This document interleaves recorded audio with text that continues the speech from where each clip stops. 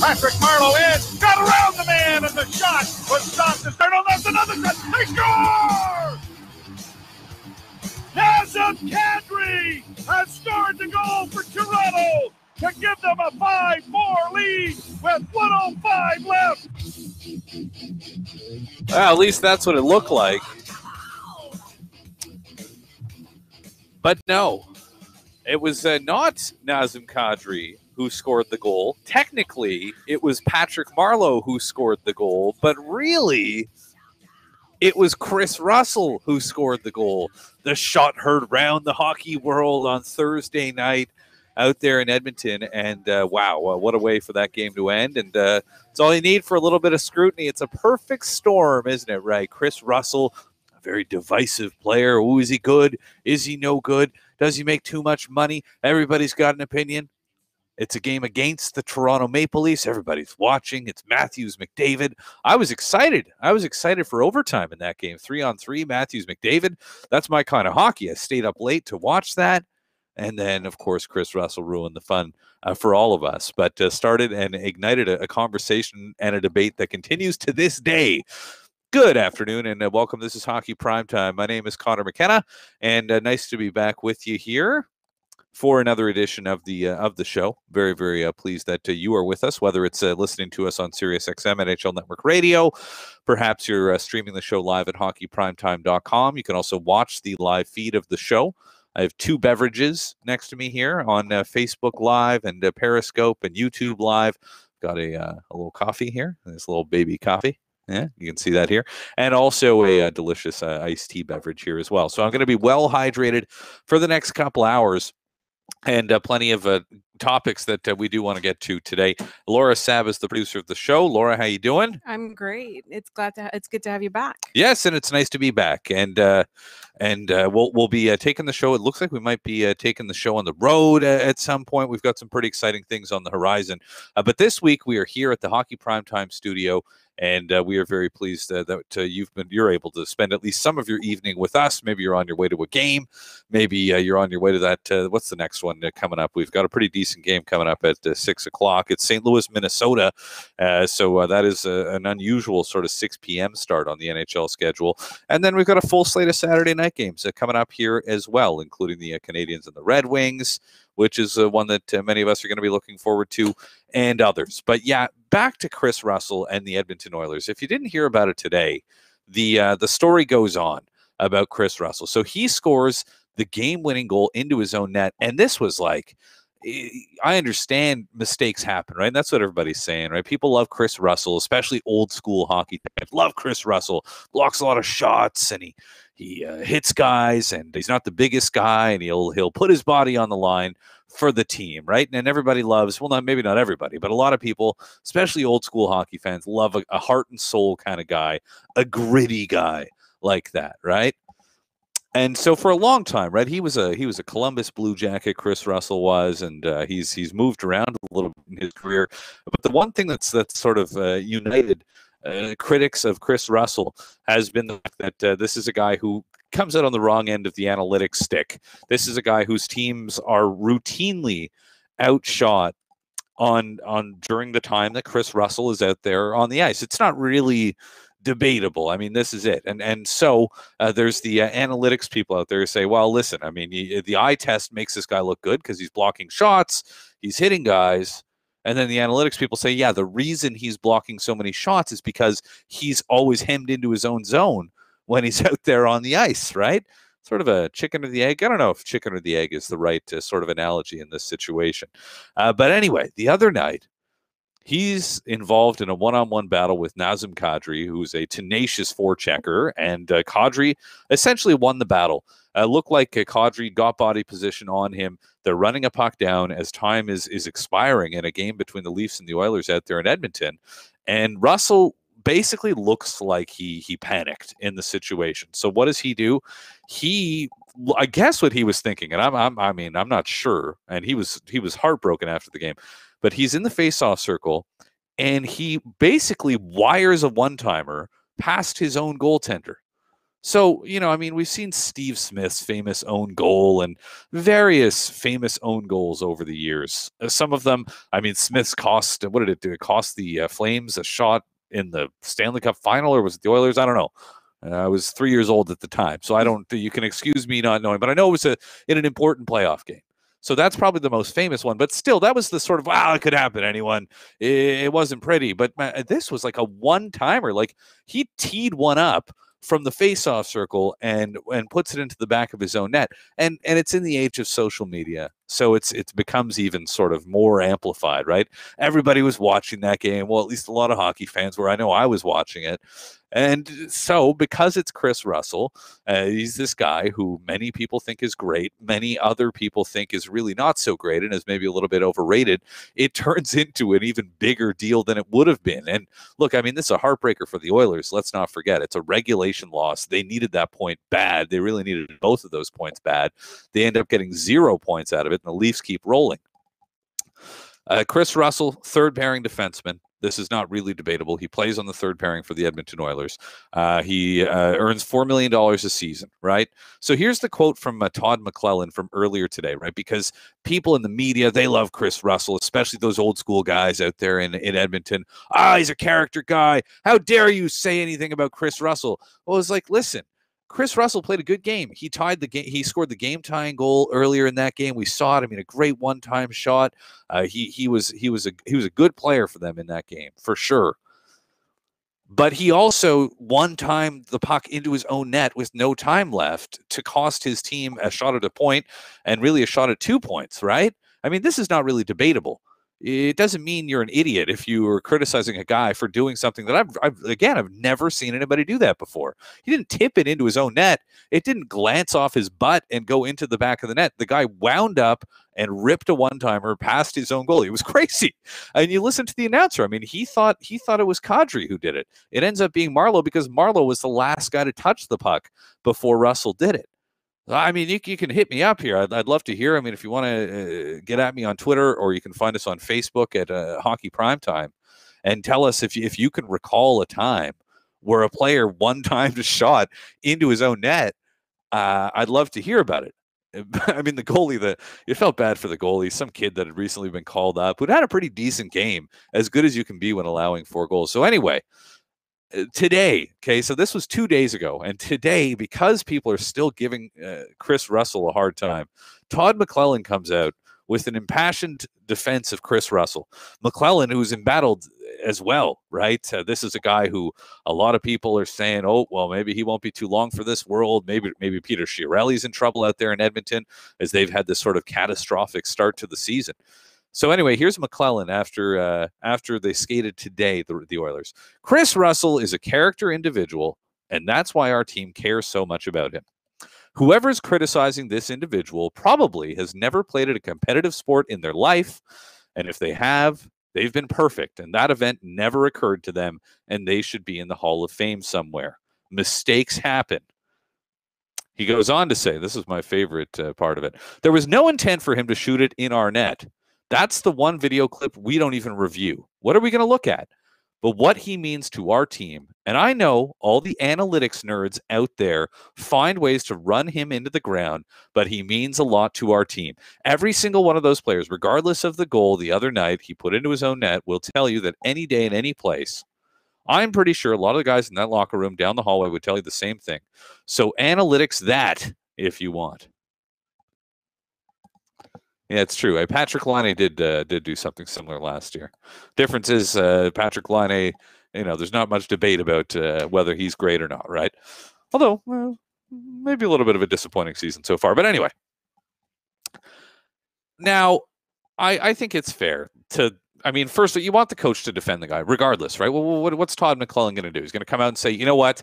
I mean, Chris Russell, it's too bad we have that guy. I wish we had a different guy than Chris Russell. He may think that. He should never say that. No coach should ever say that, right? Of course he's going to go to bat for his guy. That's what he does. And if he's trying to play a psychological game, if McClellan's trying to play a psychological game, this is sort of a way of turning this into an us versus them situation. Get that locker room galvanized behind Chris Russell, right? They need it. I mean, they need all the help that they can get right now. So maybe that's that. But I've heard it said, and somebody else said, some media member the other day tweeted something about this too, saying something to the effect of, if you're criticizing Chris Russell, you're a loser. And I was like, well, maybe I'm a loser, but this dude just wired the puck into his own net with 1 minute left to go in a crucial game in the season. I think you're just being honest and normal if you are thinking that maybe that was kind of bad. And just because he had a good game before that doesn't mean that you can't say anything about what happened after that. I mean, this is it's a what have you done for me lately business. It's all well and good that Chris Russell tied the game with that goal earlier in the period, but then he scored on his own net. He did. That is a thing that happened. And to pretend that it didn't just because it's Chris Russell, who happens to be a heart and soul guy, seems a little bit crazy to me. But maybe I'm old-fashioned. But I don't mind Todd McClellan coming out and ripping the critics. But I don't think you have to be a nerd to think that maybe Chris Russell, as a third-pairing defenseman making $4 million a year, is not necessarily the best use of cap space on a team that needs all the help that they can get in that department. The Oilers are already paying way too much money to guys like Milan Lucic, thanks to the contract that Peter Chiarelli gave to him. And it doesn't matter if you're paying guys too much if you're a team that's not worried about the salary cap. Unfortunately, the Oilers are in that situation. So if you're capped out or close to capped out, every dollar matters. So that becomes relevant. And Chris Russell, this has been going on for years, and this is going to continue, right? Those of us who I think I'm sort of in the middle. I think there's a use for a player like Chris Russell. There's a need for guys like that. And there's a time for guys like that to be out there. But I do not believe paying a third-pairing defenseman $4 million a season is really a recipe for success in the NHL these days. And I'm not trying to rip Chris Russell or anything like that. And Todd McClellan's whole thing about you never played a competitive sport, you can't say anything about it, it's a little bit ridiculous. So I said it before and I'll say it again. You can't apply that argument to anything else in life. Am I not allowed to criticize movies? Say that I believe that Bad Moms was a masterpiece in filmmaking because I never directed a movie or never acted in a movie? No. I've never written a book. Am I allowed to have opinions about the new John Grisham novel? I don't see how this is any different. You're allowed to have opinions, and your opinion is not invalid just because you didn't play in the National Hockey League. That would mean that 99.999% of the opinions of everybody who's ever watched a hockey game are wrong. Making the NHL is incredibly difficult, and anybody who does it deserves a ton of credit for having done it. But it doesn't mean that you're an idiot with nothing of value to add to a conversation if you have not played in the National Hockey League. And that's all I have to say about that. Anyway, the Oilers are back at it. It's the Battle of Alberta tonight. That should be fun. Every game is a Game 7 for the Oilers right now to sort of go with a cliche that we may all have heard once again. But the Oilers have got to pick up points. I mean, they cannot be losing games in regulation. It may be too late already, but they got to get the job done. What else is going on tonight in Montreal? It's the Red Wings making their first visit of the season to the Bell Center. The Canadians have won 4 straight games. The Bell Center just a couple of minutes from where we are right now. 4 straight games, and the most impressive one was last Thursday when Jonathan Drouin and Shea Weber were out of the Montreal lineup. They did have their MVP, though. Carey Price is back and looking very good. Playing tonight will be his 5th start in 8 nights after missing 3 weeks. So I hope his body can hold up. I think the most remarkable stat about the Canadians, and this is what you got to do. You can only face the teams that you got. They had a really tough start to the season. They went out to California. They've played a lot of Western teams. They have a 7-1-1 record against the division, the Montreal Canadiens, against the Atlantic Division. So they own their division. Leafs fans know where that one regulation loss came from, and that was in emphatic fashion when the Leafs pounded them 6-0 a couple of weeks ago. So 7-1-1 against the division. Amazing. That's the good news. The bad news, that means they're 2-8-1 against everybody else. The Montreal Canadiens have 2 wins in 11 games against any team that's not in the Atlantic Division. The good news for them, the Red Wings are in the Atlantic Division, which I think we all agree is probably the worst division in the NHL.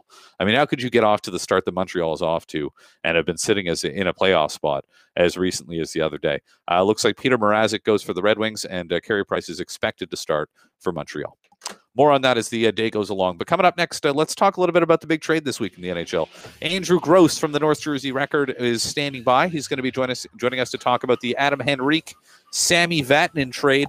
Man, Ray Shero doing a pretty nice job there as the general manager of the New Jersey Devils, at least in my estimation. We'll find out what Andrew thinks and about the surprising Devils. How about the Devils running that Metropolitan Division? Who saw that coming? So, we're talking Devils next. This is Hockey Primetime on SiriusXM NHL Network Radio, streaming live at hockeyprimetime.com, on Facebook Live, on, are we on Instagram? Periscope. Something? Periscope? Okay, not Instagram. But we're all over the place. Hit us up, find us on Facebook, on Twitter, or somewhere else. Let's talk Devils next.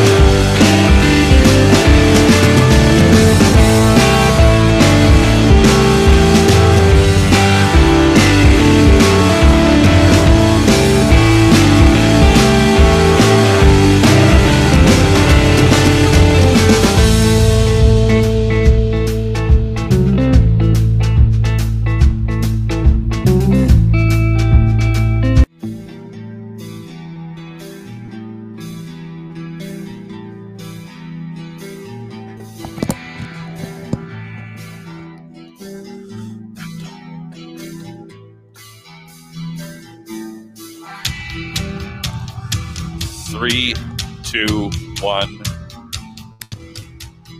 Hey, welcome back. One of my favorite Christmas songs.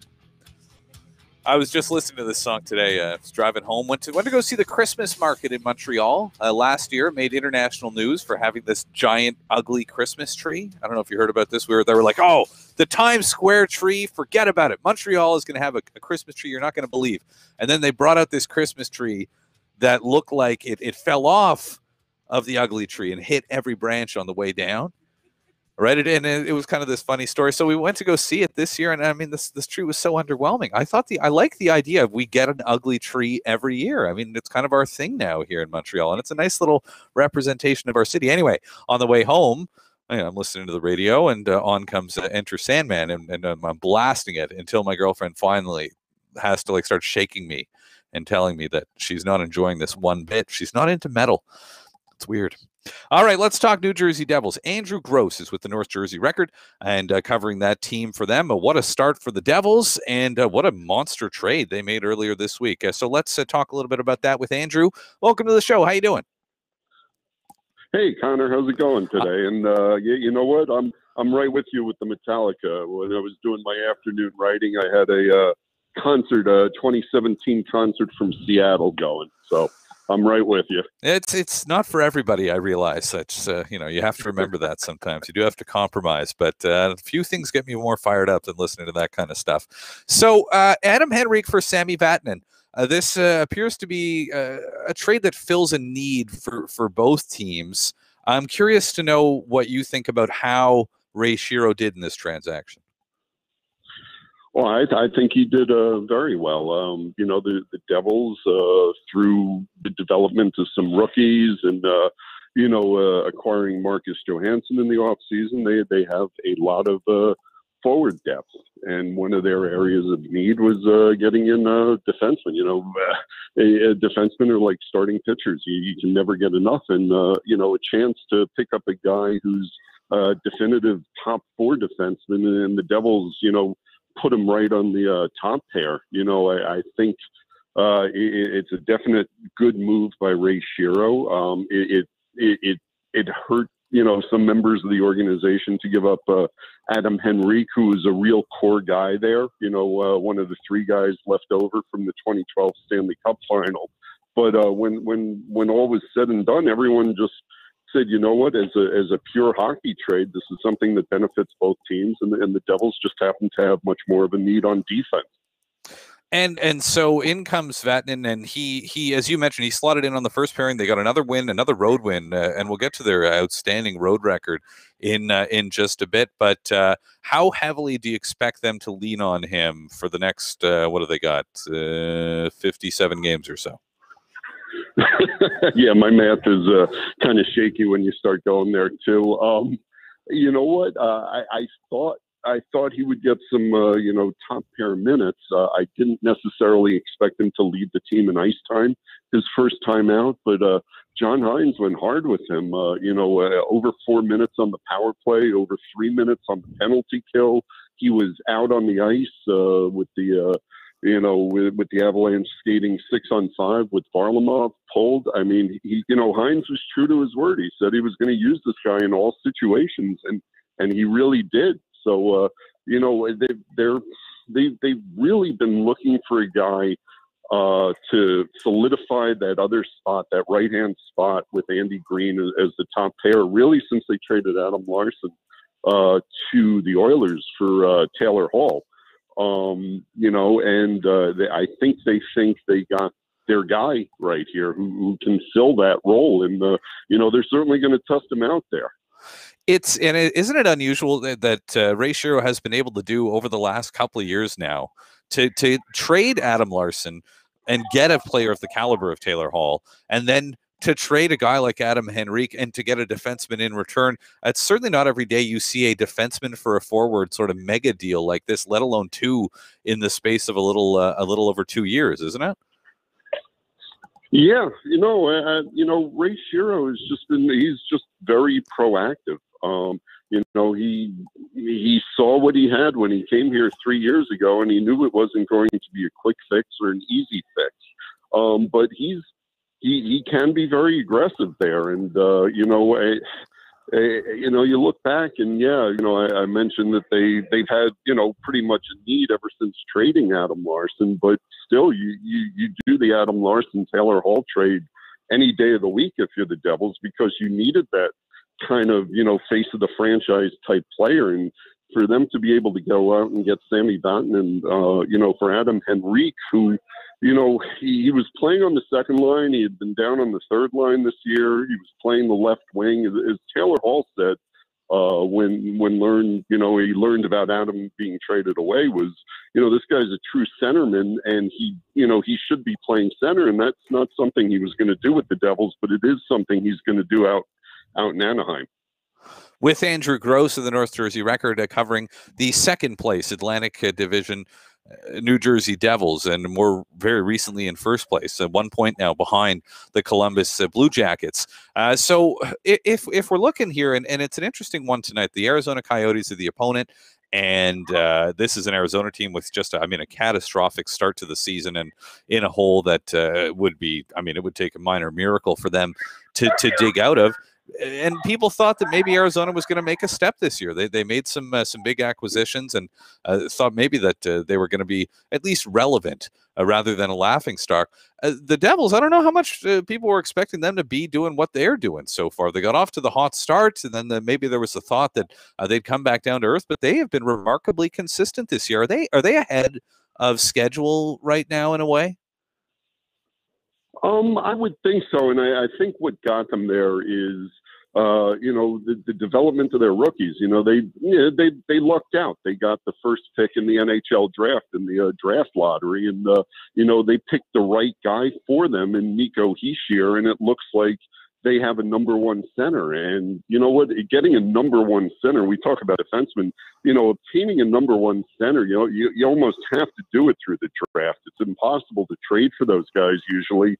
And it just costs way too much in free agency. So, being able to get Nico in here and the maturity he showed really, kind of put a little bit of a booster rocket on the Devils rebuild, but so too, is the development of 19-year-old Jesper Bratt, who was a sixth-round pick in 2016. He's really, the people in the organization knew he was good, but no one else did. No one certainly expected him to be the top-line right wing along with Nico Hischier and Taylor Hall on that top line. So getting those two forwards really added to the depth, and it all ties together. It allows them to make the trade of Adam Henrique. If those two guys aren't going, there's no way they deal away Adam Henrique. And then also on the back end, even before getting Vatanen, the defensive core was much improved, and it was because they were able to sign the Hobey Baker Award winner, Will Butcher, out of the University of Denver. He has very similar skills to Vatanen,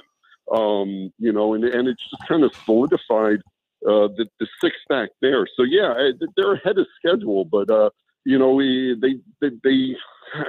they got a little bit lucky through the draft, but the rookies are really pushing the program here. It's Wedgwood Kincaid tonight. It's the Arizona Coyotes and the New Jersey Devils. I know you got to run, Andrew. Thank you for your time this evening. Yeah, absolutely, Connor. Great talking to you. Cheers. That's Andrew Gross, North Jersey record on the New Jersey Devils. And didn't have a chance to talk about Brian Boyle, but what a story that is too for the Devils coming in. He got the game winner the other night, and it's really been a feel-good story, the Devils. It's nice to see this team that I think for so long, the Devils were so good for so long that we just took it for granted. And then they've been kind of not so good for a while and hadn't exactly been providing a ton of entertainment factor either. But that's certainly changed. John Hines really seems to be sort of coming into his own and has the guys moving in the direction they want to be going in. Corey Schneider is really one of the best goalies in the game for my money. And then you've got a guy like Brian Boyle coming back and scoring that goal the other night, sort of a sports writer's dream. And 9-2-2 on the road is the record for the Devils. So, and that's, they're much better on the road than they are at home. 9-2-2 away from the Rock. Really, really impressive stuff. So a great season for the Devils so far. And I know we have a lot of friends of the show and, people deeply involved with the show who may be very, very happy about the Devils' performance. And friends like my buddy Mike Capco out there in Jersey. He's got his New Jersey Devils Jeep that he won from the organization last year. And I think he can drive that thing around the state of New Jersey with a great deal of pride these days, given the way things are going for his beloved Devils. That's it for the Devils talk for now. We'll get back to everybody in the Atlantic Division later on today. Where are the Devils going to stack up in the power rankings? The power rankings will return today. The Hockey Primetime Power Rankings coming up in the last segment of the program. So probably, I'm going to say in about an hour and 20 minutes from now, we will be bringing you the Power Rankings. We haven't done that for a couple of weeks, so let's get those things updated. But coming up next, let's talk Columbus Blue Jackets. A fascinating piece in the Athletic Cleveland from Alison Lukan, writing about the Blue Jackets' use of analytics on every level.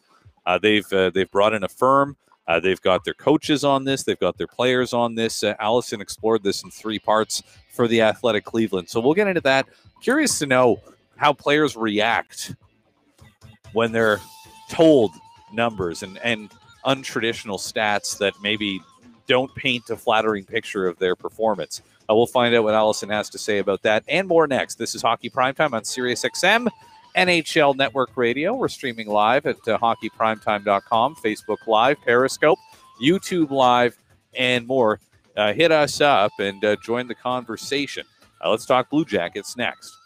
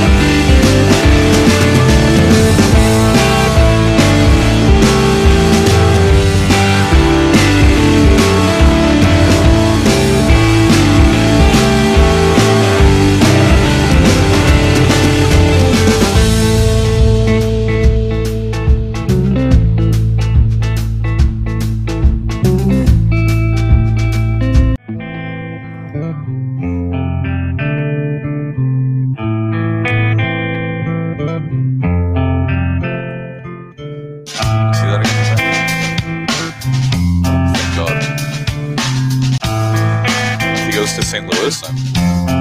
3, 2, 1. All right, welcome back. This is Hockey Prime Time. Red Hot Chili Peppers, eh? California funk rock band. You ever watch The Good Place, Sarah? Yeah. I love The Good Place. Very good, very funny show. And I love, my favorite thing I've seen on The Good Place is there's a quiz that is given to determine whether you belong in heaven or you belong in hell. And one of the questions is, have you ever spent your money to see California funk rock band, the Red Hot Chili Peppers? Oh.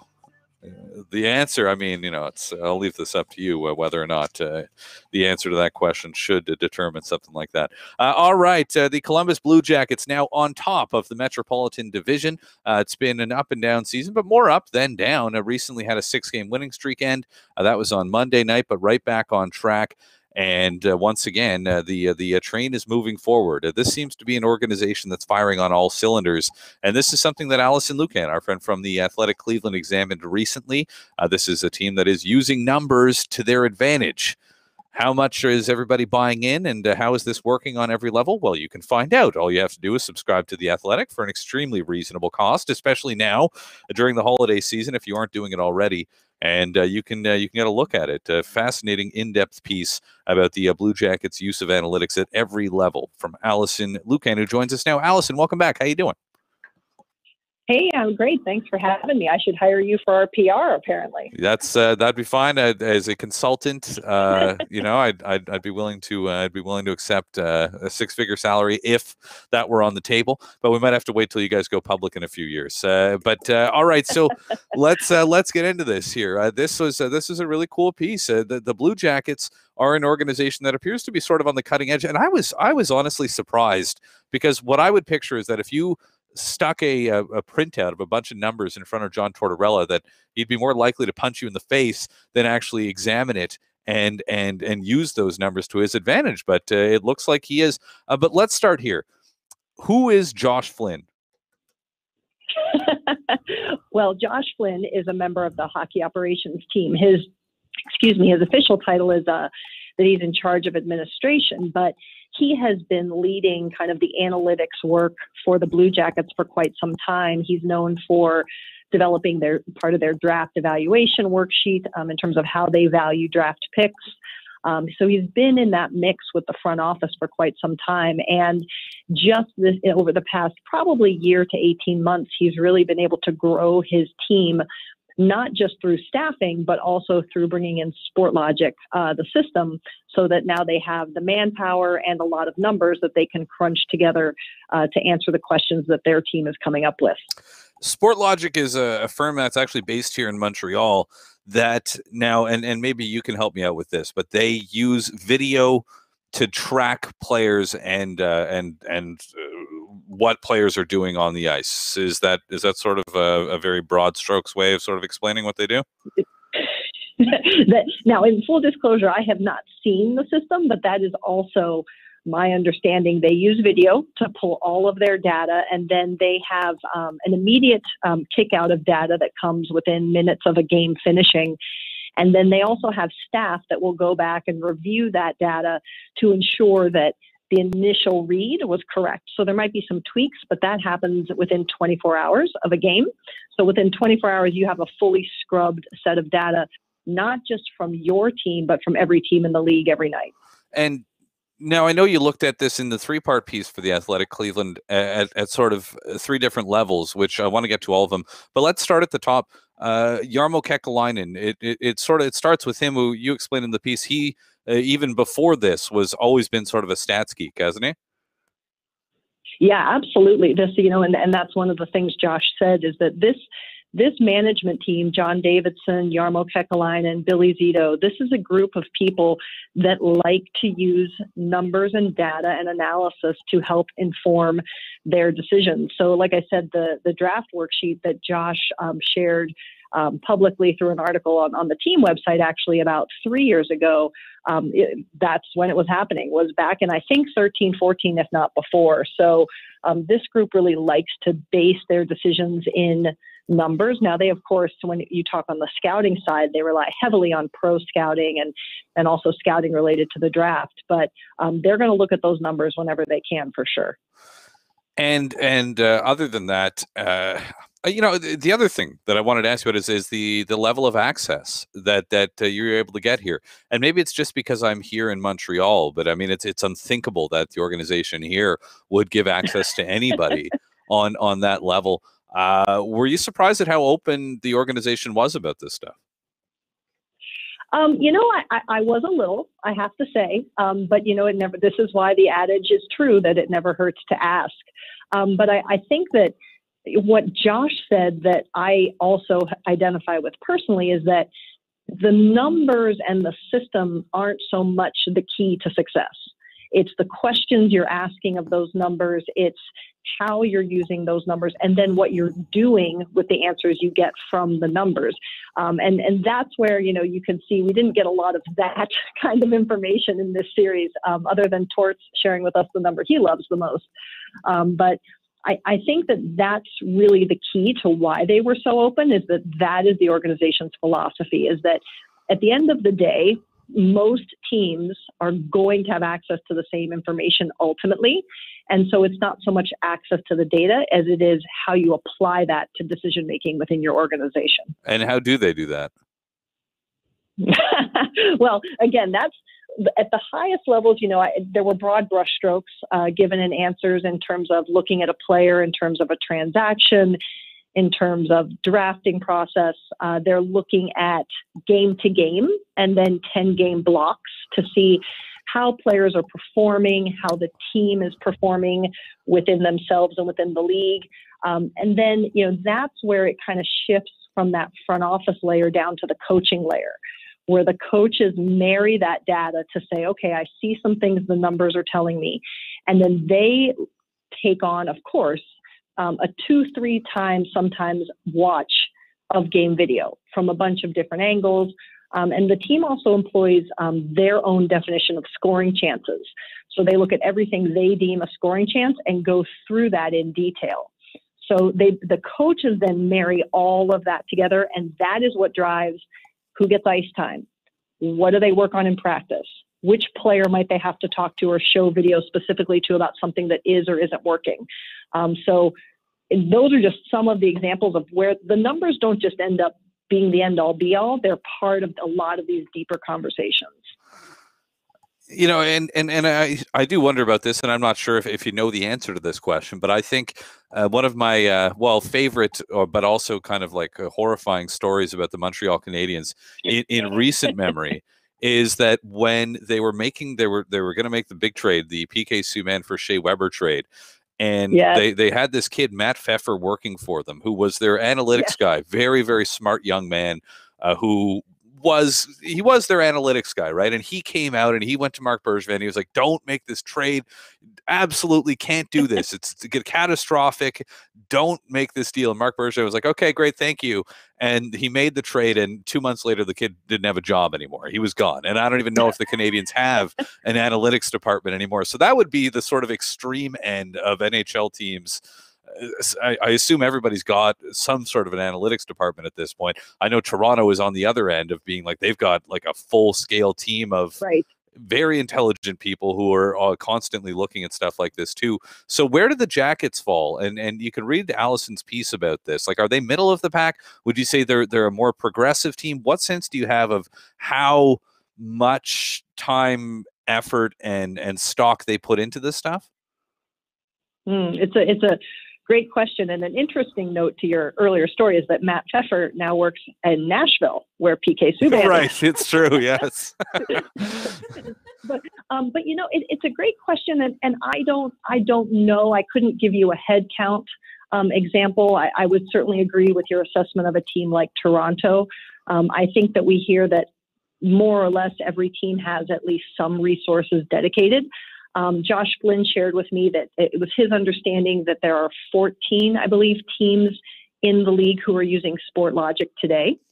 So we do know that.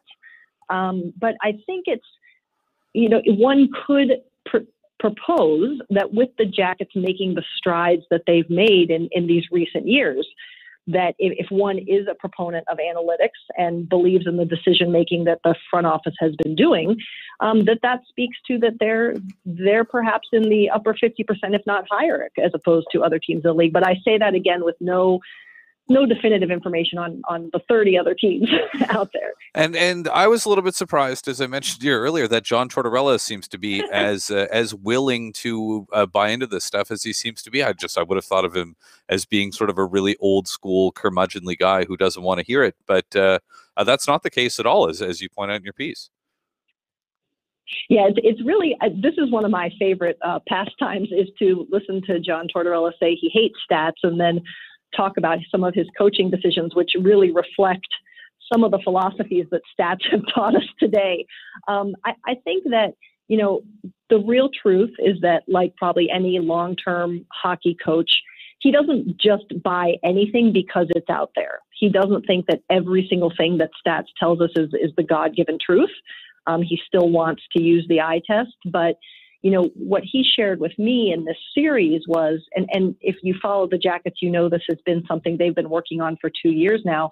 He really wants to activate his defense, have the game start from young players like Zach Werenski and Seth Jones. He calls them the engine of the team. And so he went to Josh Flynn and said, hey, with all this data you have, I want you to track what percentage of plays we make north of the circles in our defensive zone go straight up the ice versus go east-west. And he wants his team to be at a certain percentage, and that tells him how fast his team is playing. So he had a coaching philosophy, and then he said, this is how I think I can measure if that philosophy is working. And now he gets that number kicked back. So I think he's he's more progressive than perhaps he will even say publicly when it comes to analytics, but he's also not just going to buy into all of it for sake of buying in. He's going to be a curmudgeon that way for sure. And you talk in your piece, in part 3 of Alison's piece at The Athletic Cleveland, exploring the Columbus Blue Jackets' use of numbers, advanced stats, and others, is the players. And you talk about guys like Brandon Dubinsky. He's been in the league for a long time, and he takes an interesting view of it, and I think sort of a learned view of it. But I didn't see much about the guys who don't necessarily buy into it, although there was a passing reference early on. Were there many guys who were just like, nah, I don't look at that stuff? Yeah, there were a couple. I'll share that one of those was Cam Atkinson, who had, a 30-goal season last year. And I think it's all in how each player self-motivates, self-educates, and coaches themselves up or down. And, Cam's answer was, I'll give the sheet a passing look.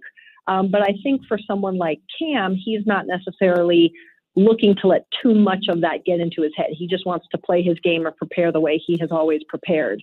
I did think the interesting thing is that I asked them, what do you look at? As I mentioned, scoring chances, that scoring chance concept that the Jackets use, a lot of guys look at that. But if I said, what about the other sheets? Nick Foligno says, yes, I look at the possession numbers. They tell me this. Lucas Sedlak looks at them. Guys who are on the penalty kill, a lot of those guys look at them. But then guys like Jack Johnson on the penalty kill side, he said, I don't need numbers. He goes, the only number I care about is, did we kill the penalty? That's the number I need to know. So you've got guys who just don't need it. And I think it's because they do rely on their coaches to translate it. And I think that's okay, because I think that's where the coaches see their responsibility too. And this game is, we all know how fluid and ever-changing this game is. If these guys get too much thinking caught up in their head of, what is my core C? Do I do this kind of zone exit or this kind of entry or this kind of pass because the numbers told me? I think we might affect the way that these players play so well.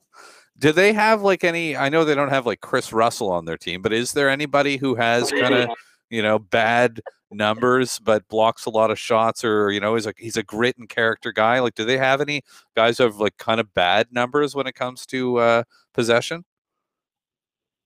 Well, yeah, not even so much possession per se, but I know historically, the person I just mentioned, Jack Johnson, was someone that the stats community liked to kind of beat up quite a bit, but he had such a great year last year. And it's one of the things that I keep proposing.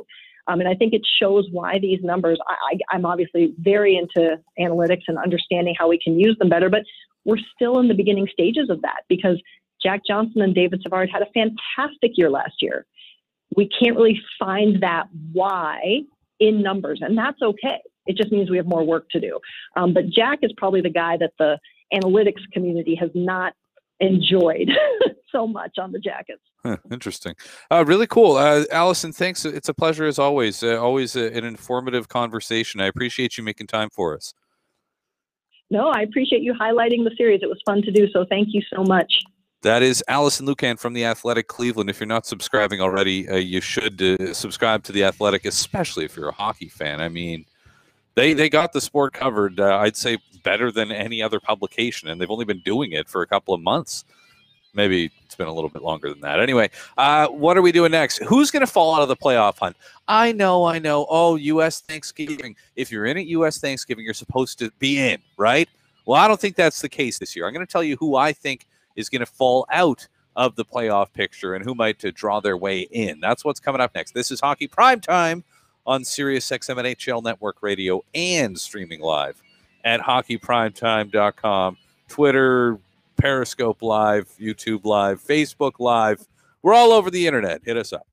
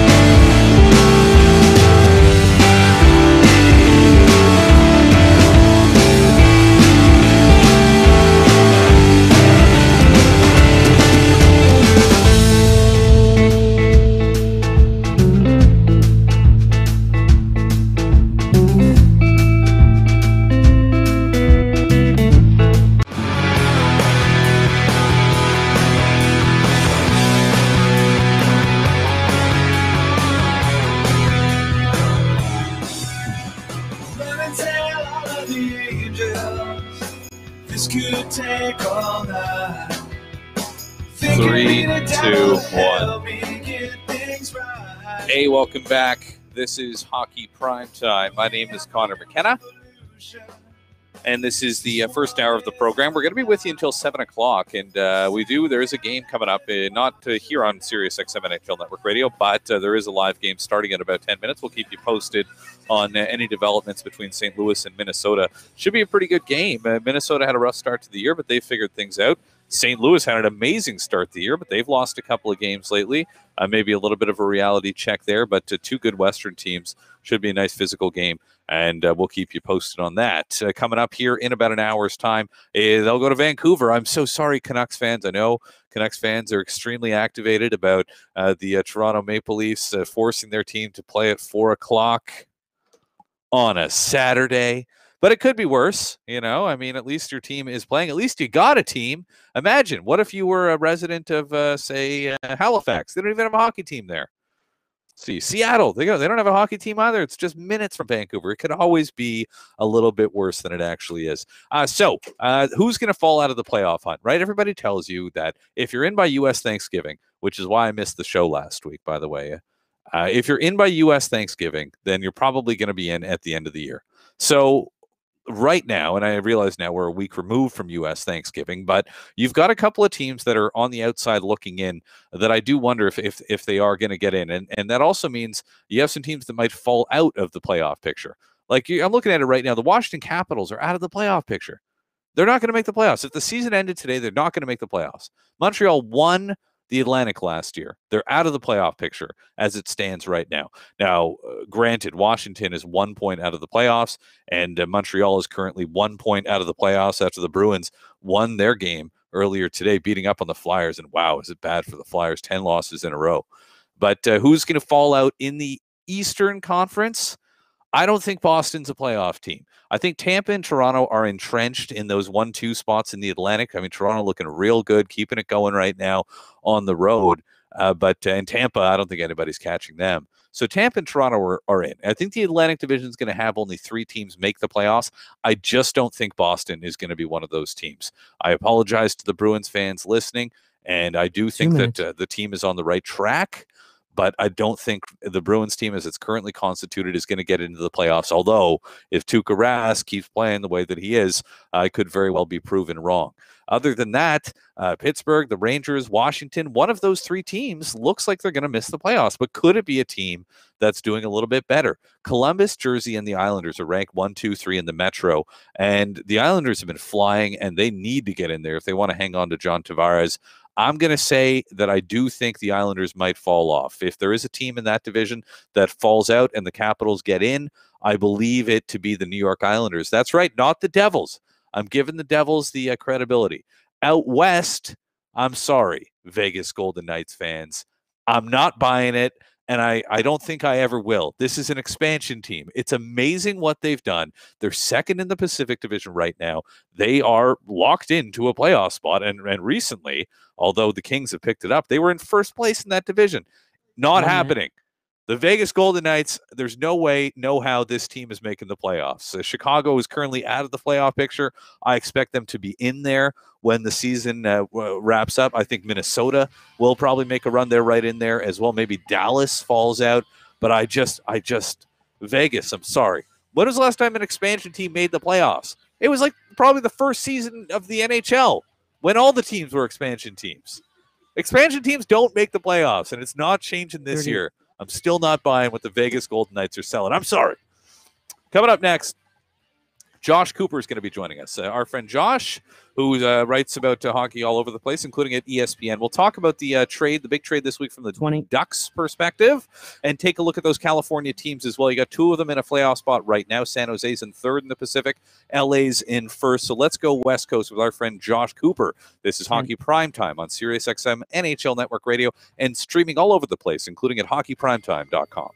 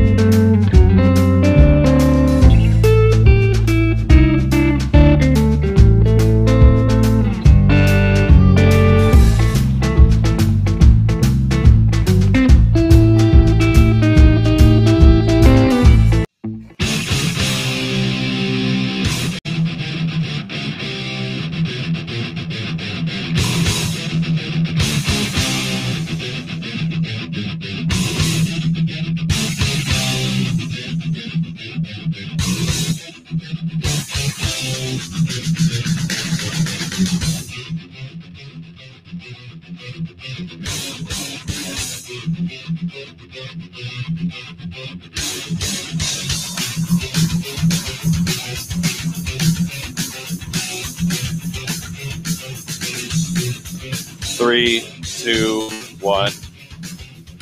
Hey, welcome back. This is hour number 2 of Hockey Primetime on SiriusXM NHL Network Radio. The show is also streaming live at hockeyprimetime.com, on Facebook Live, on Instagram. No, not on Instagram Live, but on YouTube Live and on Periscope. On all kinds of different platforms, you can watch us. And ever since we started doing this, I got to step my fashion game up. And you can see here in the Hockey Primetime studio, I got here in the background, there's all kinds of stuff going on, including, that's right, winter is coming. So I got this shovel here, just waiting for that snowfall that needs to be cleaned up outside the Hockey Primetime studios. But we're indoors. The weather is good, and we've got a game tonight in Montreal. It's the Canadiens and the Red Wings. Habs looking for their 5th win in a row after that catastrophic start to the season. I don't know if it was catastrophic. I mean, here they are. They're 1 point out of a playoff spot. Josh Cooper is a good friend of the show, and it is a pleasure to welcome him back into the mix. No such worries about shoveling snow where Josh is, which he reminds us of pretty much every time he's on with us here. Josh, how you doing? I'm good. Yeah, beautiful day again today. Sorry. No, I mean, seriously, I'm actually, believe it, I am wearing shorts today. So it is unseasonably warm. I will say that. And it's supposed to get up to 80 degrees Fahrenheit at the end of the week. But I mean, it's just what it is. But I would prefer it actually to rain and be a little bit colder because that's a little more normal. But I'll take a day of this every now and then. So, but I mean, the weather's so good. And Josh lives in Los Angeles. If for those of you, that's accurate, right? It is LA that you live in? Yes, correct. Yeah. 100%. So, the weather is always good. So, I mean, the only thing that when you talk, do people talk about the weather? I feel like the only time I would talk about the weather if I live somewhere where it's always good is if it happens to somehow be bad, Well, the thing I like about it is that it's just consistent. I mean, I could live in cold weather if it's consistently cold all the time. I'm fine with it as long as it's consistent. When I lived in Nashville, and people who follow me on Twitter know I had a constant battle with Nashville weather all the time when I lived there, was the fact that you'd have one day where it would be like 60 to 70 degrees Fahrenheit in the winter, and the next day it would like drop down to 10. And I couldn't stand. So I'm fine with consistency. And the other problem I have with the weather in Nashville, I don't want to keep ripping on the weather in Nashville because at the end of the day, it's actually very mild versus kind of what you guys get up in Canada. But it was the fact that it got really hot and humid in the summer, and I feel like I can never go outside. So for me, it's more about weather consistency than anything else. It's more about just having the same type of weather. And this is pretty much the only spot that I can think of outside of maybe Pacific Northwest and on this continent that has very consistent weather. So it just happens to be sunny too. Yeah, I'll tell you, what? I was in Arizona for Thanksgiving last week at the risk of still talking about weather here. And it was unbelievable. It was like 85 basically every day, but like a dry heat, just really, really nice. Like I could see myself living in the desert. Although the political climate these days leaves a little bit to be desired. But that is neither here nor there. Let's talk a little bit about the National Hockey League and a little bit more about what's going on out there on the West Coast. We sort of looked at the Devils-Ducks trade with Andrew Gross in the last hour from a Devils perspective. Now, I wanted to look at it with you from a Ducks perspective. Let's start here. The Ducks appear to be so deep up the middle. Getzlaf, Kessler, Raquel. Why do they need Adam Henrique? Because they're injured. I mean, they need to stay afloat somehow. I mean, even like with all these injuries, they need someone of that type of, at least Adam Henrique's ilk, playing center right now. And yes, I mean, guys should be starting to get healthy relatively soon here for them, but at the end of the day, I think the key with the Ducks, and I remember having this conversation with someone after all the injuries started piling up. I think it was after the Getzlaf injury. It's basically, okay, just kind of stay in the picture, stay within striking distance, and when Getzlaf comes back, the team should be in decent shape. And I think that's sort of the thought process behind that. They're very deep on defense. Cam Fowler's back now. Brandon Montour has turned into a really solid player. And I remember going to a game down in San Diego last year for the teddy bear toss of all things.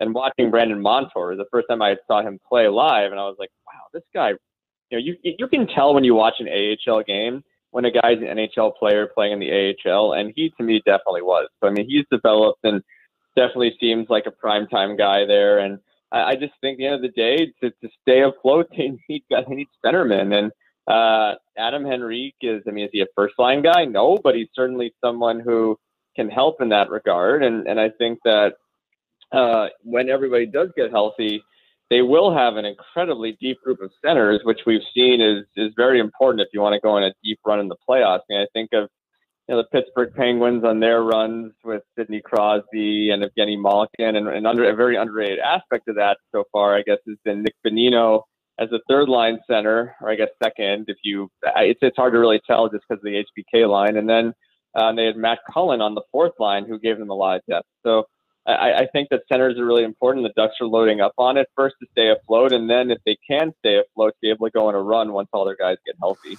So if they are healthy, where do you think Henrique fits in? Let's say they're going, as I mentioned, I guess, would it be Getzlaf 1, Kessler 2, Raquel 3, or Raquel 2, Kessler 3? I'm not sure. I'm sure you know better than me.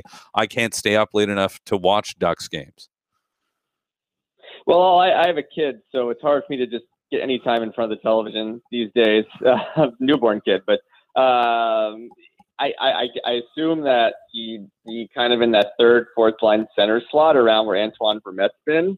Raquel would slide back to wing where he's much more comfortable and can score a lot more goals for them. I think, I was talking again to someone about this the other day, is that when you have a lot of centers who are adaptable, it's almost like the Team Canada international formula, where you have a lot of adaptable centers who can play multiple positions and makes you deeper.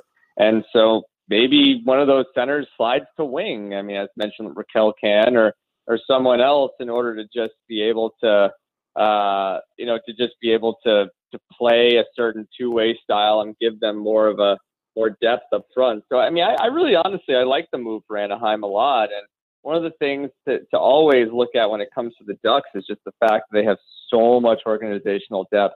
And that organizational depth enables them to make a move where they can trade someone like Sami Vatanen from a position of strength on D and are able to get somebody along the lines of Adam Henrique and Blandisi, for that matter, coming back also.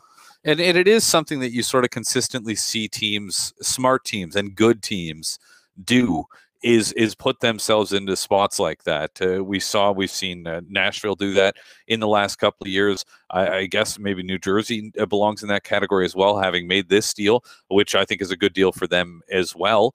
They needed Sami Vatanen, and he was probably more of a spare part there in Anaheim than he would be almost anywhere else in the National Hockey League. And they did something similar with that Taylor Hall trade a couple of years ago there in Jersey as well. It sort of emphasizes, doesn't it, just not only how important it is to draft well, but how important it is to develop guys well. You simply cannot have too much of anybody at any position in a salary cap league and in this day and age in this league, can you?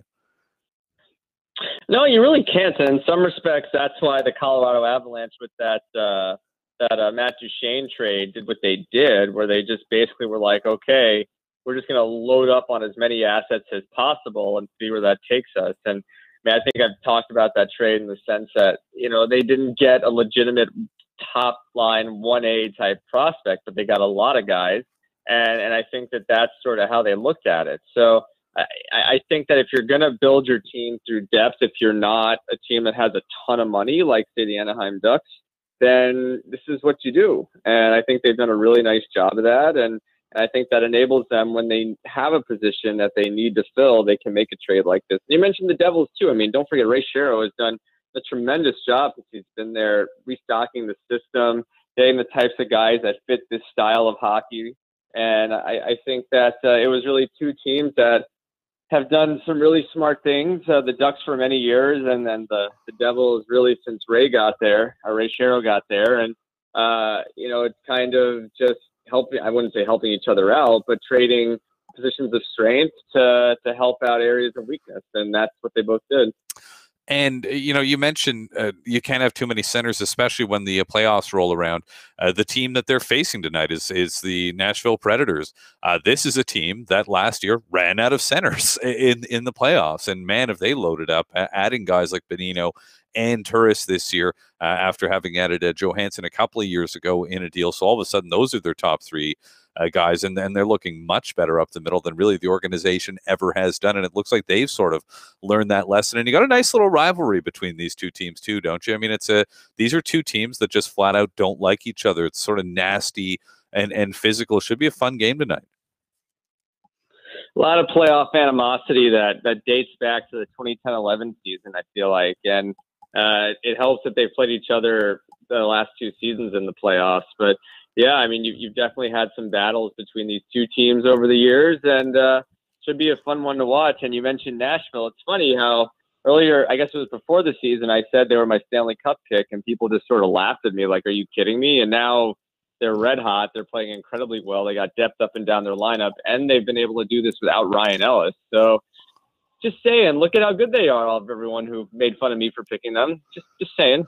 Well, why? I don't understand why anybody would laugh at that pick, though. They almost won the Stanley Cup last year, and they appear to have gotten better. I mean, they didn't lose anybody. Well, Mike Fisher, I guess. Well, I think it just honestly mostly had to do, and I understand, I mean, with the fact that they were the last team in the playoffs. It was one of those runs that, I don't know, maybe some people looked at as being lucky to some degree, and I mean, they did make some changes. They did lose James Neal. So, I mean, it does make sense. And look, we have a long season left to go. But I don't know. I just kind of looked at that roster. I looked at how many guys they had locked up, the relative ages of everyone. And I said, okay, well, this team looks like a team that could win the Stanley Cup this year, or at least in my opinion, had the best shot at it. And, there's a lot of season left to go, but they certainly at least look like one of the favorites in the Western Conference right now, along with the Blues, the Kings, some various other teams out there as well. So, I mean, they really haven't missed a beat. And even without Ryan Ellis, who, in my opinion, I mean, really is kind of the heart and soul of that defense, even without him, they've been able to still do really well. And I think that's a real testament to the coaching staff, the type of team David Poile built, and the fact that they did make that trade and got Kyle Turris. And I mean, it's interesting, Connor, how you mentioned how the Preds almost ran out of centers. I still thought they were pretty decent at center last year, but I just think back to a few years ago where their first line center was Mike Ribeiro, and then Mike Fisher was kind of their second line center. And then it was like, who knows, is further down the lineup. And now I look at them, they arguably have the best 1-2-3 punch in the NHL.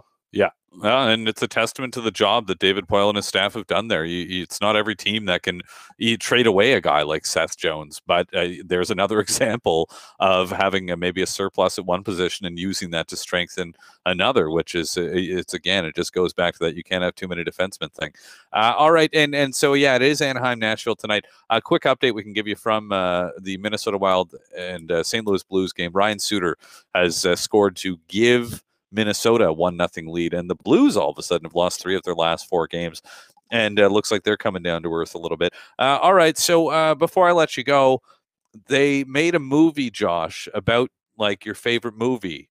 It's The Disaster Artist. Have you seen it yet?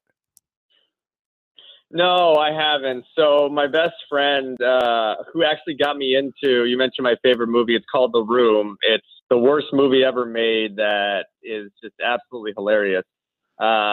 So they made a movie about the making of it, and it was directed by James Franco, and it stars Seth Rogen. And so my best friend who got me into The Room initially, he is going to be out here by almost happenstance next weekend.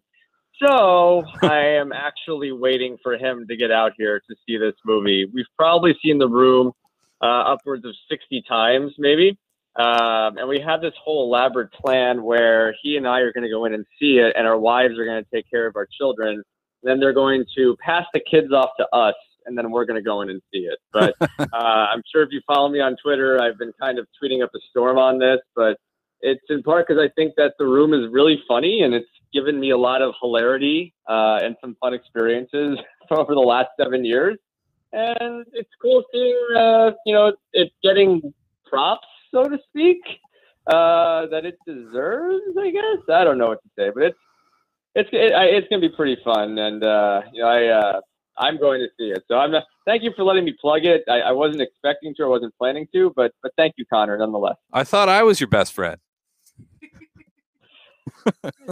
You know what? I hate to break it to you.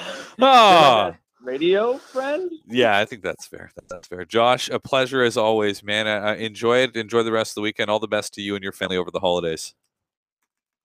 All right, thank you. You too, Connor. Take care. That is Josh Cooper. I'm Conor McKenna. This is Hockey Primetime. Coming up next, Travis Yost is going to be joining us. Travis with TSN. You can read his work at TSN.Ca. Erik Karlsson wants to get paid. Should he take a discount to be a good citizen of Ottawa?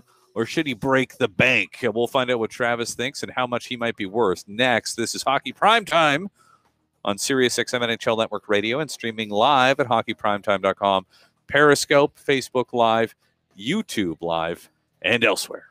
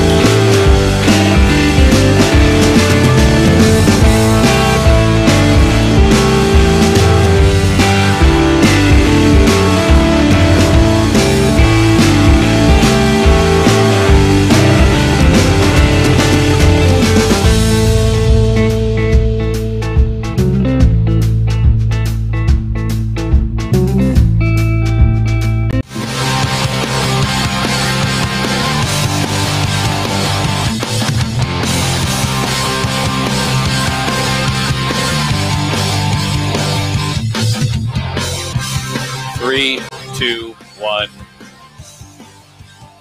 Hey, good evening. This is Hockey Primetime here on SiriusXM NHL Network Radio and streaming live at hockeyprimetime.com. We're live here in Montreal in Hockey Primetime Studios in the Southwest Borough.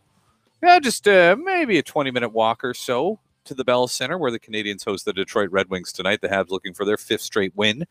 And the Canadians, you know what? I don't know. I don't think they're quite power rankings contenders. We'll have the power rankings for you in about 30 minutes here on Hockey Primetime. We'll give you our top 5 teams in the NHL and our bottom 5 teams in the NHL. So stay tuned for that coming up a little bit later on today. Between now and then, we will talk to Sean McIndoe. But right now, we're welcoming in our next guest. His name is Travis Yost. You can read his work at TSN.Ca. Travis, good evening. Good evening, sir. How you doing today? I'm doing well. Thanks for making time for us here. And one of my favorite stories in a week, really, that was full of fantastic stories. No, it's not Chris Russell whacking a puck into his own net, costing his team a shot at a point and maybe two. It was Drew Doughty coming out and talking about how he wants to get paid, and he feels he deserves to get paid maybe more than PK Subban. I think he did say, well, he thinks that he should, and Erik Karlsson should get more than PK Subban. Let's start with Karlsson. Should this guy be going out there and basically breaking the existing record for the highest salary cap hit in a season?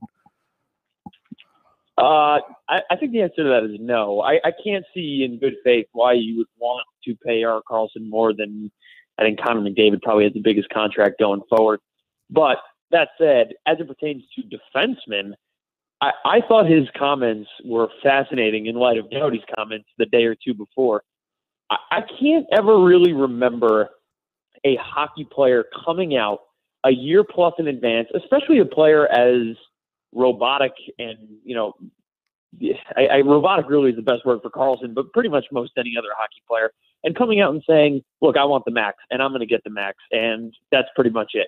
I was kind of taken aback by that because although everyone anticipates that he's going to get pretty much a max contract from either Ottawa or someone else, I thought it was really interesting, maybe even a bit telling, that he set a tone so early. I mean, even before the contract negotiations even began. And you start to wonder, I mean, Karlsson was around through Daniel Alfredsson stuff in Ottawa and his weird exit from that team. And I almost wonder if he was trying to set a tone like, look, I want to stay in Ottawa. Clearly I love it here, but don't play around with me on this. You're going to pay me, or I'm not stepping down an inch. And I can't see how Ottawa has any negotiating leverage here. I mean, it's the same thing if you negotiated with an Austin Matthews or a Conor McDavid. It's okay, if we don't pay you, we know 29 other teams are going to give you this exact same contract, so we're kind of in a bind here. I thought that was the most interesting and telling piece of that whole week of discussion about who's going to get paid what. It was Karlsson coming out and setting a tone where he really didn't have to, but he did. We know, though, that Ottawa is a team that doesn't exactly love spending the big bucks, and the Alfredsson thing was maybe a little bit of an example of that, and even willing to. I mean, if they were willing to, although maybe it wasn't necessarily their decision in the end to let Alfredsson walk away, if memory serves, then I mean that's still the most iconic player in franchise history, and a guy who was so beloved in that market. Can you envision a scenario where Ottawa tries to sort of say, hey, Eric, why don't you play ball with us here? We'll give you maybe $1 million or $2 less than you'll get on the open market, but you get to stay in a place that you're comfortable in, and you get to be a part of something special that we're trying to do here. I mean, is that something you could envision the Senators trying to do? So I think they will. And to be clear, I think any team, myself included, if I ran a team, would also start with, hey, Eric, how about this $10 million deal? And then when Eric comes back and says, no, I want 12 a year, that's where I think, like, there's no step down. Like, Ottawa has no lever they can pull, nor would LA with Drew Doughty, for that matter. The Doughty piece was interesting because I thought it was fascinating. He brought up Karlsson's name as kind of like a latch on, like, hey, I'm a top 5 defender in the league, but also there's this other guy, and by the way, you should mention us in the same sentence for sure, cough, cough. I thought that was the interesting piece out of LA, but I mean, more to your point, like, Karlsson's going to set the market. He's going to get whatever he wants, and he's going to get it from pretty much whatever team he wants. Here's what I see happening. I can't possibly see Ottawa letting him go. And I know that they might be uncomfortable with how much they possibly have to pay him, but it took them 2 years at least to build back the goodwill they burned from what should have been just an easy no-brainer legacy contract for Daniel Alfredsson. So I can't imagine they'll make that such a grave mistake again, especially for, by the way, Erik Karlsson's still the best defender in the league. At least Alfredsson was kind of on his way out at that point. But right. I do wonder, if you start looking at the contract situation for Ottawa, and you squeeze in, let's say Erik Karlsson gets, I don't know, $10 or $11 million a year, what does that mean for Mark Stone? Because Mark Stone is another contract that's coming up, and I believe they expire at the same exact time. And you start looking at, okay, even if Ottawa says, we'll bite the bullet and we'll pay this guy every dime that he's worth, we know Ottawa's not a cap team. They will never be a cap team in their current situation. So you have to wonder about the repercussions down line. for Mark Stone. And if you think that's not a real story, the entire genesis or driver of that Kyle Turris, Matt Duchene deal was essentially punting on a contract for one more year. That was the biggest driver of that entire trade, is that they could get one more year out of a player at a relatively the same salary. So salary drives a lot of what they do, and that's why I wonder about Mark Stone maybe more than anything here. What a player Mark Stone is, though, too. Watching this guy, I'm always amazed, and he is about as good as anybody is at creating turnovers, at getting guys to cough up the puck, at getting into places where the puck is going to be, and scoring goals. I mean, he doesn't have the best shot. He's not the fastest skater, but yet the package, it's almost greater than the sum of each individual attribute. I mean, he's kind of a special player, isn't he? The best parallel I can draw to him is if Pavel Datsyuk and immediately blew out both of his ACLs and then came back into the league and had every single thing left except for wasn't a great skater. I mean, that's exactly what I see from Mark Stone. He's so crafty. He's such a great passer.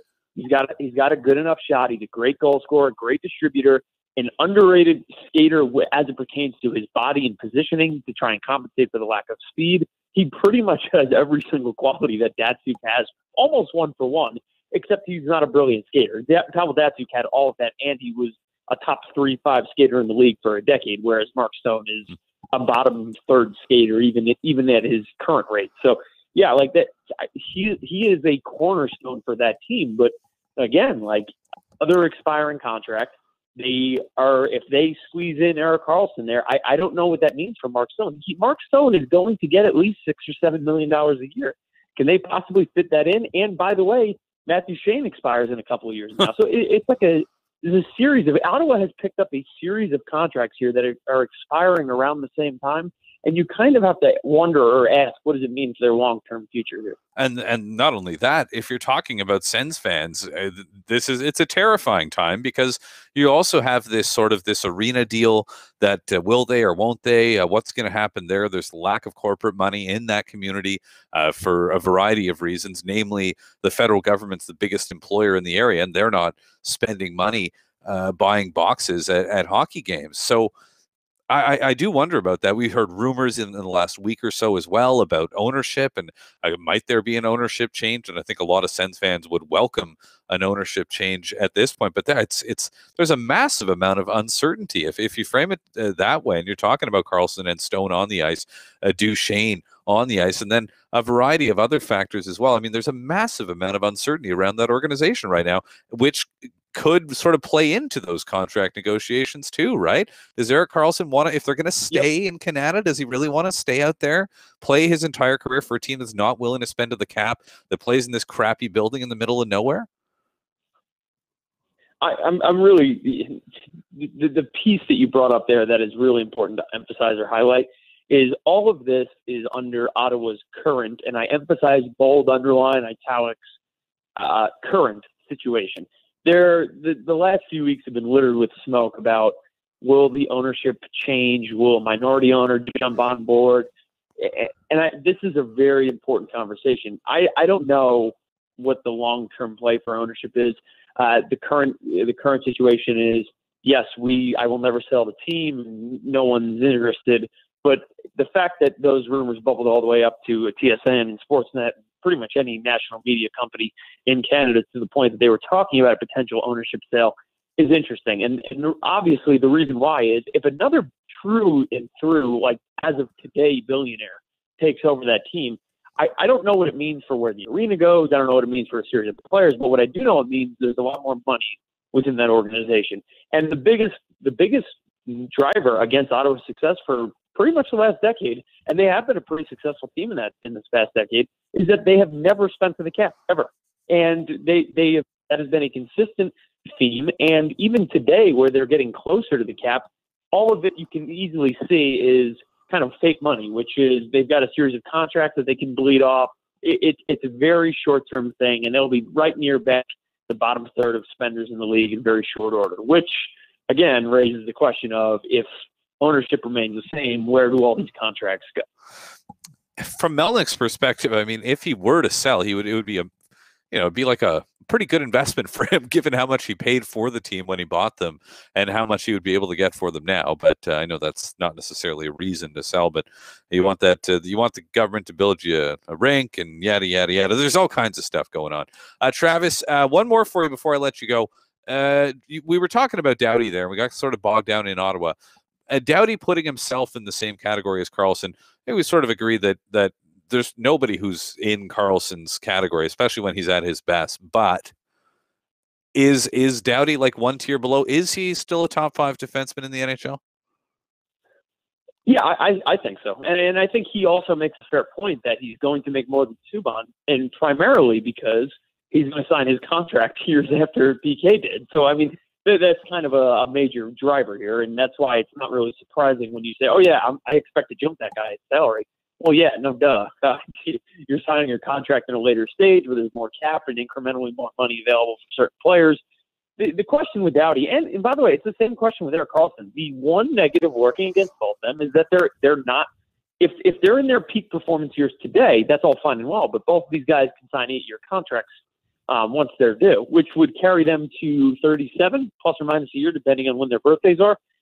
There's going to be a couple really painful. I don't care if you're, the fastest, fleetest skater in the world. You're not skating at 35, 36, 37 the same way you are today. I mean, in Montreal, Andrei Markov had an incredible twilight to his career, but he wasn't a brilliant skater. He was a crafty, veteran. He knew exactly. He was a great passer. He knew where to position himself. It wasn't like he was out skating guys to pucks every single night. And Andrei Markov was a fantastic defenseman for his career. So like Erik Karlsson, Drew Doughty, you pay them because the next 4 years you're going to have 2 of the top 5 defenders on your respective teams. But again, it's LA's contract situation is kind of weird, right? And they're another team that's in transition. Their core has pretty much edged out. Ottawa actually has a relatively younger core than even LA does. LA has one of the oldest teams in the league.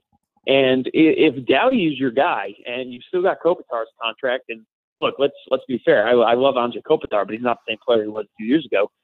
What does that mean for LA's core, and what does that mean for that organization? So I actually wonder, from a financial perspective, Ottawa might be more of an interesting discussion because if dollars and money are that tight, maybe Karlsson could move somewhere. But from an LA perspective, it's, can we really pay Doughty, or do we really want to transition this team? So I think that's more roster-based and operations-based, whereas Ottawa is going to be purely commercial and financial. But, yeah, I expect both of them to get paid an inordinate amount of money. Travis, a pleasure as always, man. Love talking hockey with you. Enjoy the rest of the weekend, and all the best over the holiday season. All right, take care, Con. That's Travis Yost. I'm Conor McKenna. This is Hockey Primetime. Coming up next, Sean McIndoe, Down Goes Brown, is going to be joining us. A little bit more on that Chris Russell thing the other day. I mean, that was something, wasn't it? The Toronto Maple Leafs are flying right now. We'll get to that as well. And how about a Montreal perspective? I'd like to hear Sean's take on this. He's based in Ottawa. He's a lifetime Leafs fan.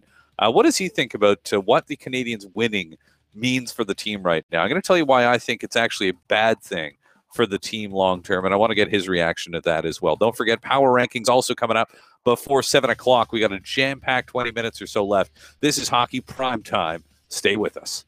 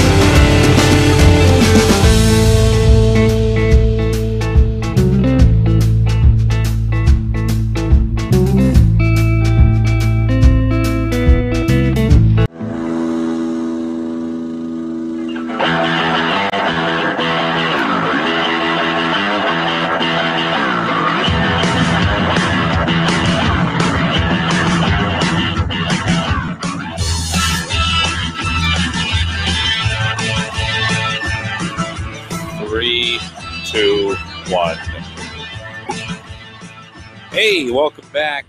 This is Hockey Primetime. I'm Conor McKenna, your host, with you until 7 o'clock tonight. We'll turn it over to coverage of the Toronto Maple Leafs in Vancouver to take on the Canucks.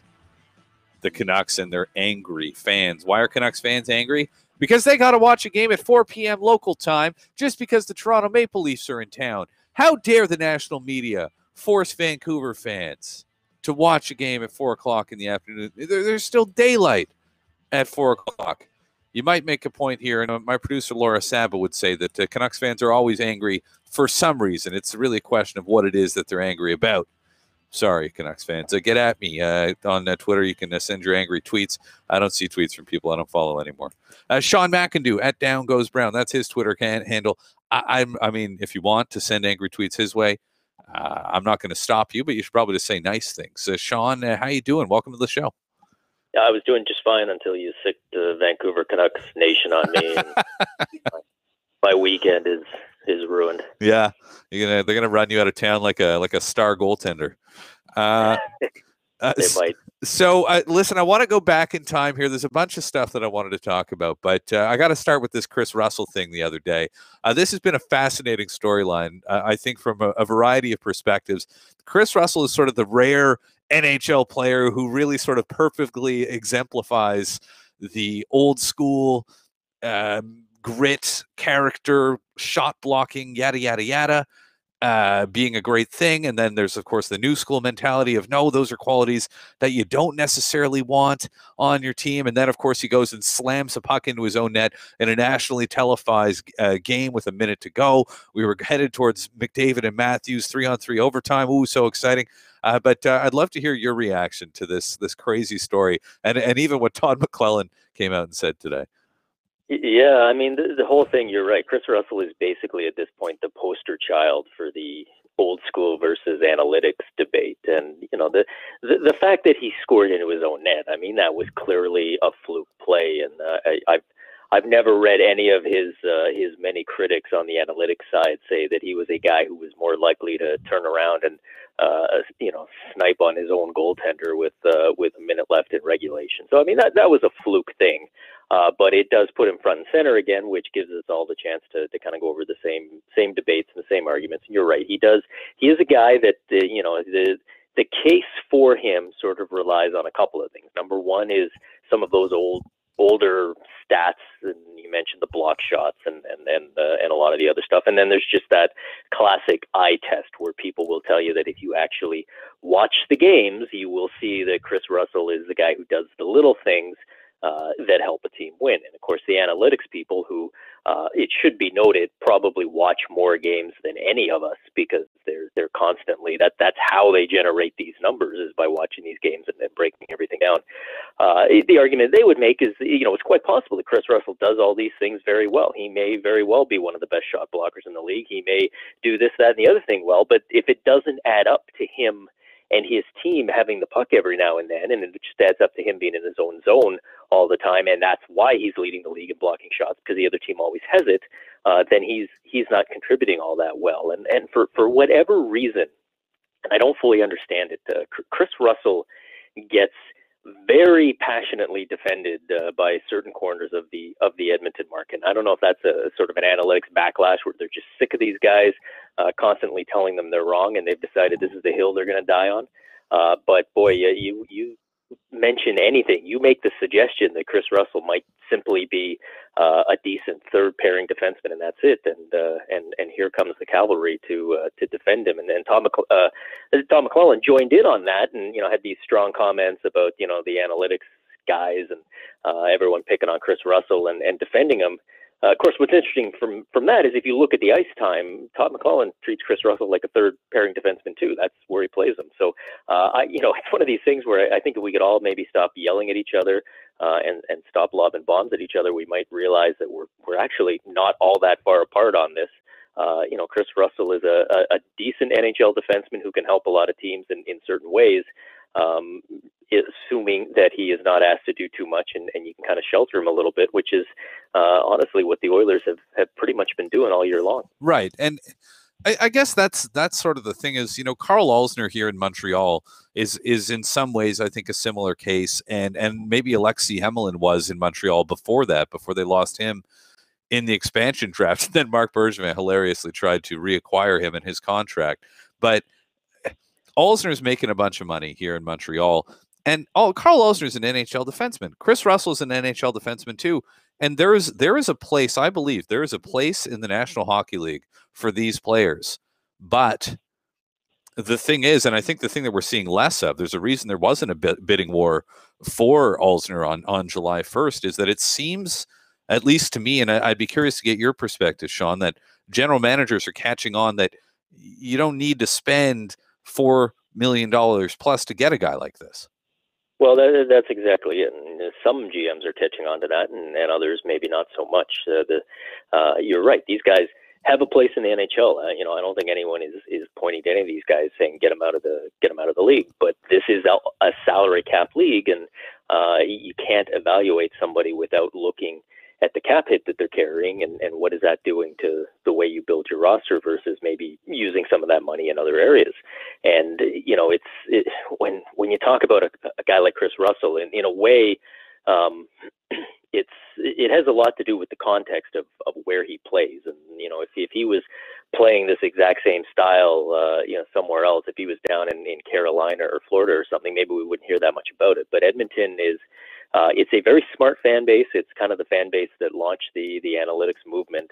And it's also a fan base where, analytics aside, there's a lot of concern over what Peter Chiarelli is doing, and the fact that he still seems locked into this vision of building a team that is quote unquote tough to play against, which is not necessarily the same thing as building a team that is tough to beat. And he is, we know about the Milan Lucic signing. We know about some of the guys that he's traded away, and he really seems to feel strongly that this is how you build a team. And you got to give him full credit. I mean, it's not that long ago that he built a Stanley Cup winner following pretty much the same blueprint. So the guy does know to some extent what he's doing. But a lot of these fans are looking at this and they're saying, man, how much are we paying right now for intangibles and for a skill set that admittedly is a skill set, but it's one that, geez, maybe we could go out and get something similar to this off the waiver wire or in free agency and pay an awful lot less for it. Especially, and as I was saying earlier, the big thing is that it also doesn't matter for some teams, right? Like if you're $10 million below the salary cap, then it doesn't really matter if you're spending $4 million on a guy like Chris Russell. The thing is, if you are a cap team, that's when it becomes kind of an issue, right? If at least in the short term. That's a great point. I mean, if an overpaid player on a salary floor team or a team that's well under the cap, that might be an issue for the owner, and he might not appreciate it from a bottom line perspective. But if it's a fan, you don't necessarily care. I mean, it's not something you're going to worry about. But when you're a team that's tied up against the cap, and you look at the Oilers, I mean, there's been all this talk about the contract they gave Connor McDavid, the contract they gave Leon Draisaitl, and is that too much? Can you win with two guys who are eating up that much of your cap? And especially going forward once McDavid's deal kicks in next year, is this a team that we've seen them already kind of preemptively moving the guys like Taylor Hall, Jordan Eberle? I mean, that wasn't a trade that you make purely from a hockey perspective. That's a trade that you make and say, we're moving out a guy who's making $6 million, and we've got to get our cap under control and maybe take a little bit less of a player back to do it. And I think fans by now in the cap era understand that, and they know that there are some of these business decisions that are going to have to get made. But it's a little bit tough to take when you see them chasing a guy out of town, a top six winger, because of cap concerns and scenarios. And then they're paying this defenseman, and meanwhile, everybody is tearing their hair out saying, we don't have enough secondary scoring to support Connor McDavid. Well, you did up until a little while ago, but you chose to use at least some of that cap space on a third pairing defenseman who'd be hard to play against instead of a guy who maybe could have gone out and scored 25 or 30 goals for you. And right now he's doing all right. And of course, Jordan Eberle has been a story in Edmonton as well, as there's been some sniping going on, as always seems to happen in these Canadian markets. When things go badly, the sniping begins. And whether it's guys who used to play for the team or guys that are currently playing for the team, nobody's necessarily immune to all the conversation. Now, we're talking to Sean McIndoe. You can read his work at SportsNet and other places. You can follow him on Twitter at DownGoesBrown. And the other thing, and I did want to move on to something about the Montreal Canadiens here, Sean.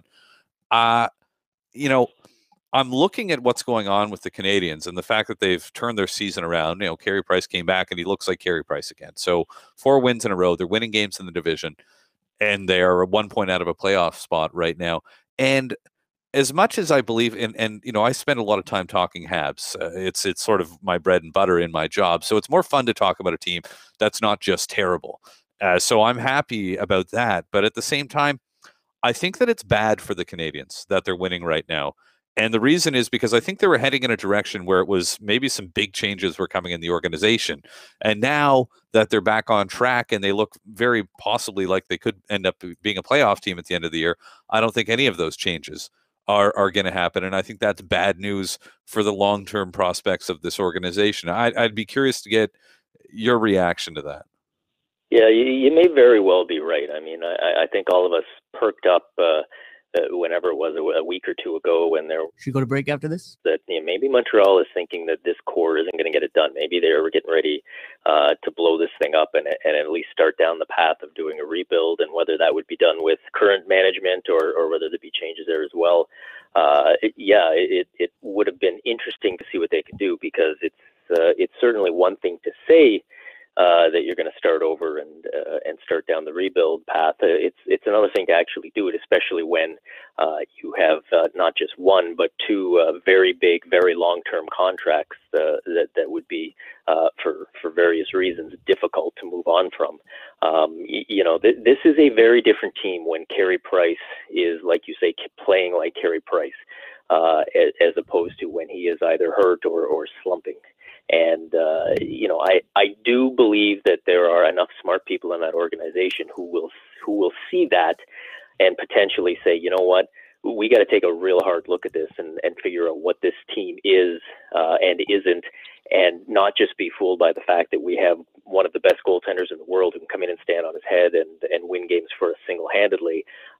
If anything, that should put maybe more pressure on them, because these goalies don't come around all that often. I mean, maybe they seem to in Montreal, but speaking from experience elsewhere, they're hard to find, and there should be a sense of urgency to build a winner around it. And if you feel like you've got that guy and you haven't built that winner around him, the clock is ticking to get it done. So, whether that happens, those decisions get made during this season. Maybe they do if they fall back again. That's certainly a possibility. But I think definitely by the off season, it's going to be the elephant in the room that you just can't avoid, and they're going to have to make some real hard decisions about, okay, do we go all in here and kind of double down on what it is that we've already done, or do we need to break up this core at least as much as we can and move in a different direction, because the Carey Price is on the wrong side of 30 and that big contract hasn't even kicked in yet. And if you feel like this is the guy who can lead you to a cup, you better give him the horses to get him there. And maybe Mark Bergevin will go out and trade for Chris Russell in the offseason. We could kill 2 birds with 1 stone. Hey, Sean, thanks for your time as always. All the best to you and your family over the holiday season. Merry Christmas, man. Right on. Same to you and yours. Cheers. That's Sean McIndoe. You can follow him on Twitter at DownGoesBrown. You can read his work at SportsNet, amongst other places, including Vice Sports. He's also a podcaster. He's got a podcast called Biscuits. Coming up next, Power Rankings. Let's wrap things up in style. This is Hockey Primetime on SiriusXM, NHL Network Radio, and streaming live at hockeyprimetime.com.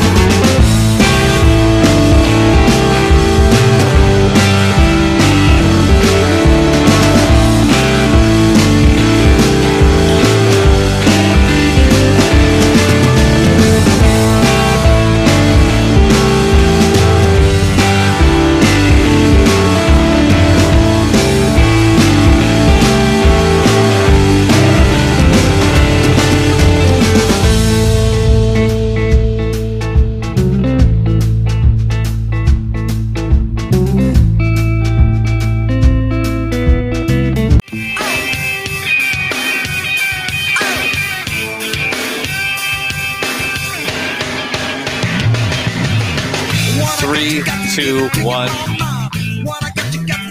All right, final moments of the show. Welcome back. I'm Conor McKenna. This is Hockey Primetime. What a great time I've had hanging out with you guys tonight.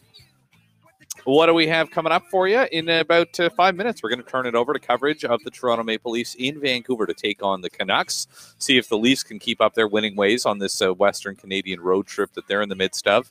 And the Vancouver Canucks have been kind of surprising this year, not too shabby, and better than a lot of us expected. They got some signs of life, some young players who look like they're going to be the real deal, and we're seeing the maybe the end.